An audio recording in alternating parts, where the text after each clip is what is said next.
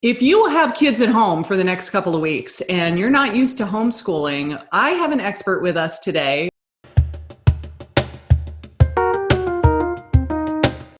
I have Jennifer Brickhouse, who is a realtor in Chesapeake, Virginia, with Rose and Womble Realty, who is a homeschooling mom. And I thought I would interview her and ask her for some tips of what we can do to make this a positive experience for those of us that have never been homeschooling our kids before.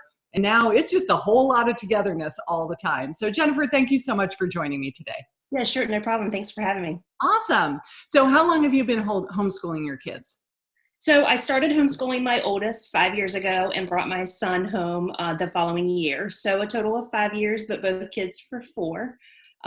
So yes, it's been an interesting ride. Okay. And what made you decide to do that?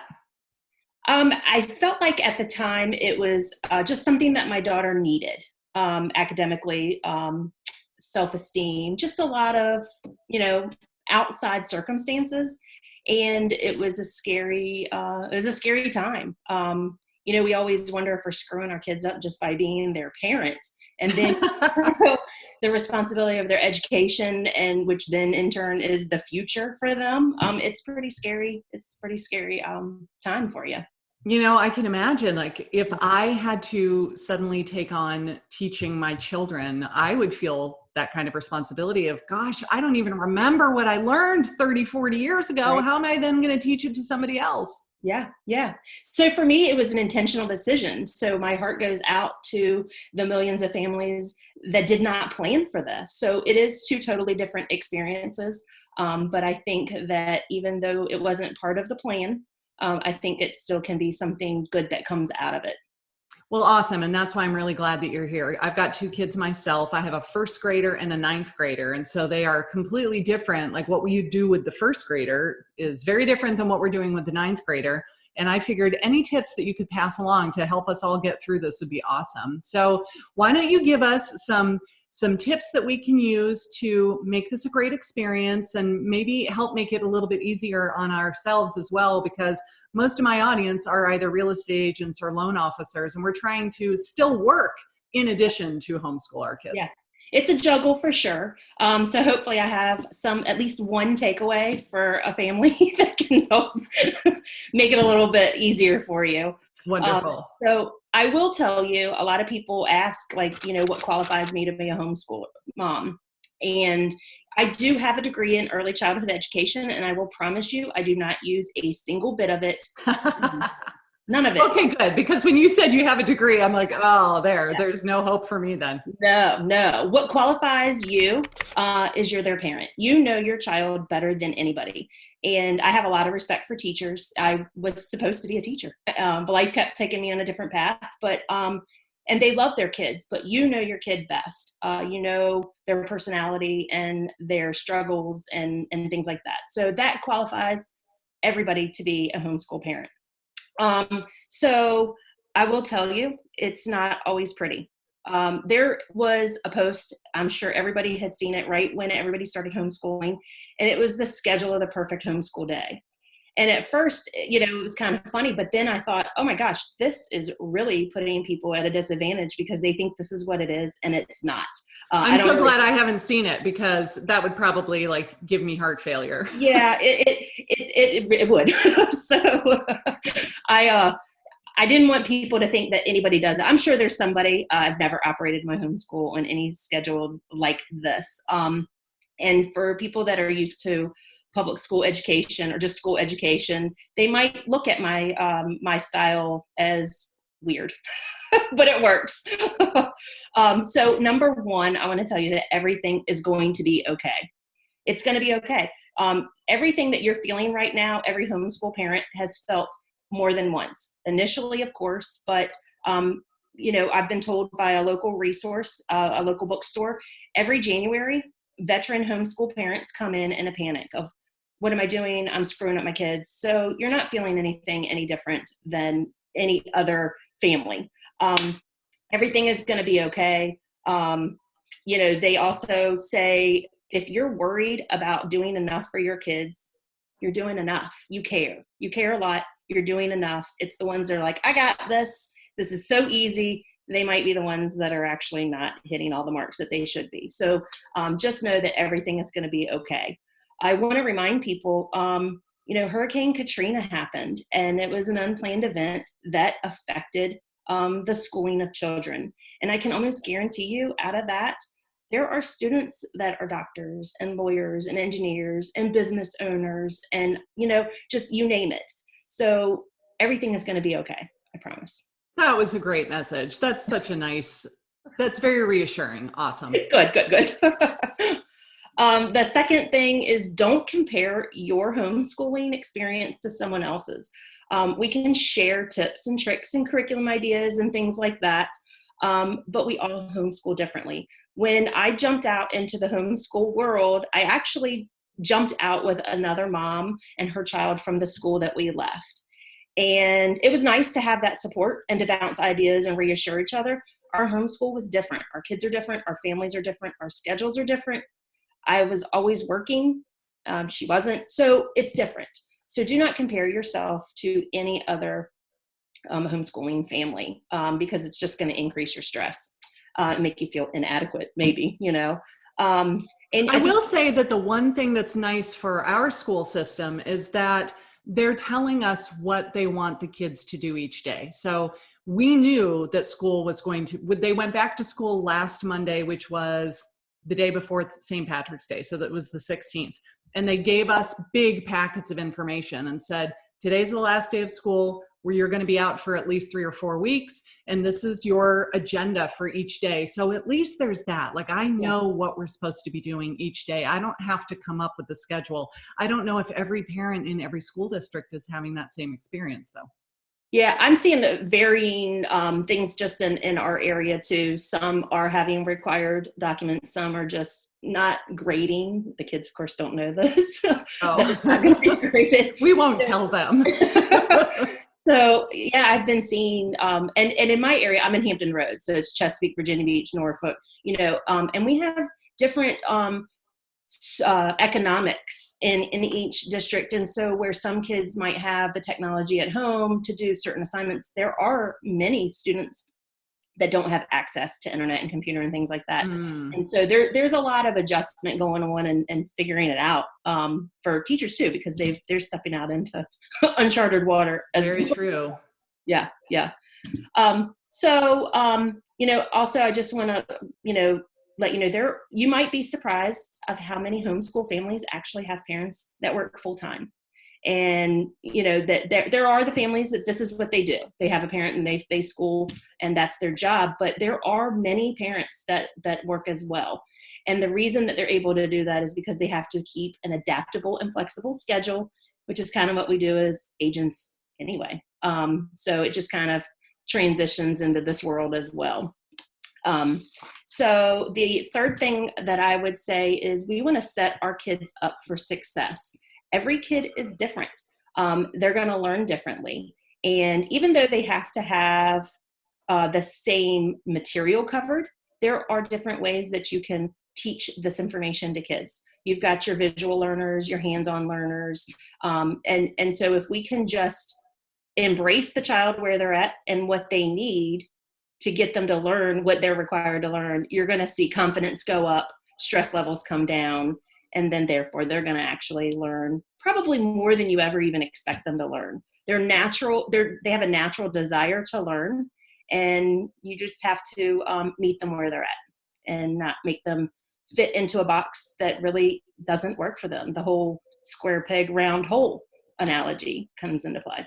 That's really interesting that you said that, because my daughter, I know she's a very visual learner. So when I will say, like, I'll ask her a question and she can almost see in the book on the page.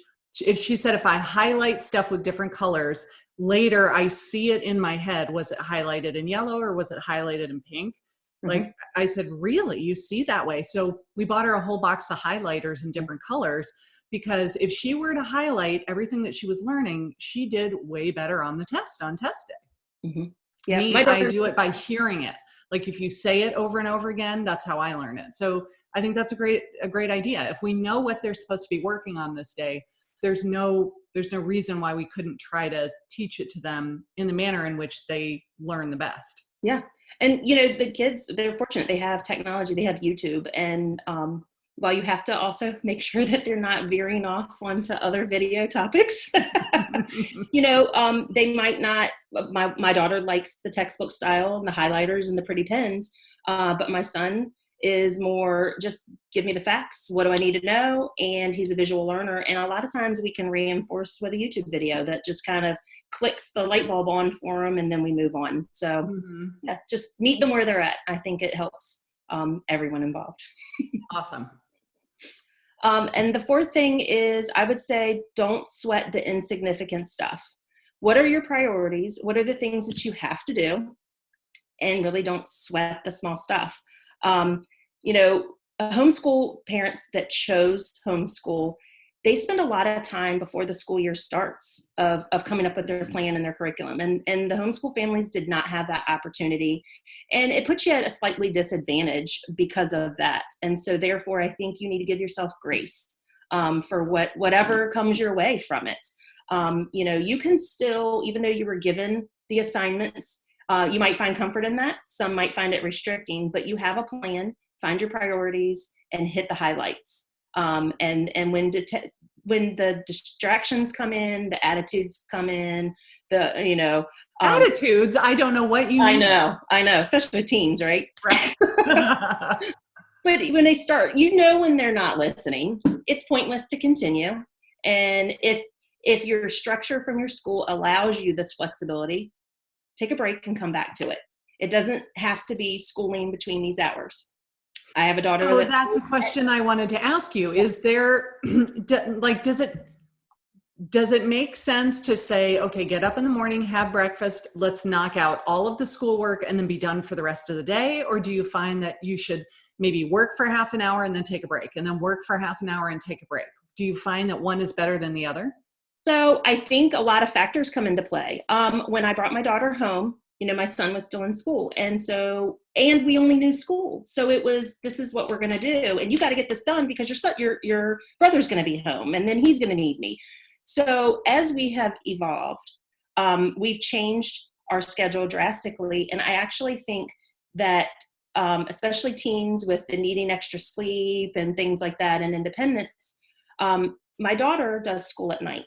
And we joke about it. You can ride by my house and her light's on at 1:00 in the morning, but that's when she is functioning the best. When really? I would, yes, when I would force her to do math at 9 a.m., she really struggled, and there were tears and stress and everything like that. So I had to redesign everything. My son, when he was younger, as he's aging, I can tell his schedule's changing a little bit. He doesn't start school until after lunch. It works for now. He may evolve into the night. Maybe he'll go back to early. I don't know. But I feel like we know, being a full-time homeschooler, I know what they need to do, and I broke it down by week. And so we actually homeschool 4 days a week. They do 5 days worth of work in 4 days. Now, okay. if they work their time wisely, if they take 5 days, that was their choice. And the other has the day off. So it gives them some control and flexibility. And I feel like all of this kind of translates into good time management skills. That is really just a good goal for life anyway. Absolutely. So I think if the schooling that your system has allowed you to do, and it works for your career and things like that, I say, try it. My kids give me my morning. I work in the morning and make my calls and emails and whatever I need to do. And then I know for a period of time after lunch, I'm available. And so then, just so you know, for the daughter that does the school at 1 a.m., I don't help her at 1 a.m. She has to meet me during regular people hours. Okay, got it. Help, but it's all, this is part of the plan. This is the expectation. And it just seems to work really well. But it's a constant fluid process. As my schedule changes, I have busier weeks in my business. It might look differently one week than it will another. But, I want to like my kids, and I want my kids to like me at the end of this. And I feel like you have to pick your battles and just do what needs to be done with the least resistance as possible. So for me, I think that, doing school, whatever hours works for you, is what works best. That's a very interesting thing. We may have to try that with my older one and see how that works, because she's a bit of a night owl too. So awesome. All right. And what is your final tip for helping us all keep sane during this crazy time? I say keep it simple. If you overcomplicate, it just becomes more challenging. We keep it simple all the time. We do not have a homeschool room. My kids will school on their bed, at their desk, at the kitchen table, and in the car. We sometimes they have to ride with me for work errands, and if they have a book that they have to read, we get the audiobook, we listen to it in the car. You need to learn your math facts. Well, we're going to practice on an app in the car, in the back seat, on a trip. So there are a lot of ways that you can incorporate it in, but keep it very, very simple. I think the 4-day work week works really, really well for me as an agent. And I encourage them to have Fridays off, because then I can kind of prepare for my weekend work. Mhm. I just think keep it simple. You can duplicate it every day, you can duplicate it every week, and it can sustain for however long. The homeschoolers that didn't choose this lifestyle, however long it'll be, you'll be able to sustain the duration. Well, thank you so much. This was really, really helpful. I'm sure that other people are going to find this very helpful too. So if anybody wants to contact Jennifer for anything, again, she is with Rose and Womble Realty in Chesapeake, Virginia, and I'll put all of her contact information down below. So thank you very much for helping out today. I sure appreciate it. Thank you.